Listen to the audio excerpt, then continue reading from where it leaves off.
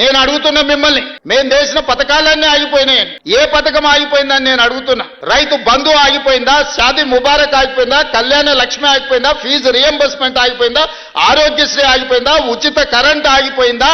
ఈ రాష్ట్రంలో ప్రజా పాలన ఎక్కడైనా ఆగిందా అని నేను అడుగుతున్నా. ఇవే కాదు, సన్న బియ్యం ఇచ్చినాం, పేదవాళ్ళ ఇళ్లకు 200 యూనిట్లు ఉచిత కరెంట్ ఇచ్చినాం, 500 రూపాయలకు సిలిండర్ ఇచ్చినాం, 60,000 ప్రభుత్వ ఉద్యోగాలు ఇచ్చినాము, 2.5 లక్షల కోట్ల రూపాయల పెట్టుబడులు తీసుకొచ్చినాం, ప్రైవేట్ లో 1,00,000 ఉద్యోగాలు ఇప్పించినాం. ఈ రోజు హైదరాబాదు నగరాన్ని విస్తరించడానికి అవసరమైన అభివృద్ధి కార్యక్రమాలను చేపడుతున్నాం. మా ఆడబిడ్డలకు ఆర్టీసీ బస్సులో ఉచితంగా ప్రయాణం రాష్ట్రంలో నలుమూలల అమ్మగారి ఇంటికి వెళ్ళినా అమ్మవారిని దర్శించుకోవాలన్నా అనా పైసా ఖర్చు లేకుండా ఇవాళ మా ఆడబిడ్డలు ధైర్యంగా ఆర్టీసీ బస్సు ఎక్కగలుగుతుండ్రు అని అంటే 5,000 కోట్ల రూపాయలు రాష్ట్ర ప్రభుత్వం, మంత్రివర్యులు ఇక్కడనే ఉన్నారు, పొన్నం ప్రభాకర్ గారు, బట్టి విక్రమార్క గారు, ఆయన డబ్బులు ఇచ్చిండు, ఈయన డబ్బులు తీసుకున్నాడు. 5,000 కోట్ల రూపాయలు 15 నెలల కార్పొరేషన్ మేము చెల్లించినాం. ఇవన్నీ మీకు ఎక్కడ కనిపిస్తలేవా?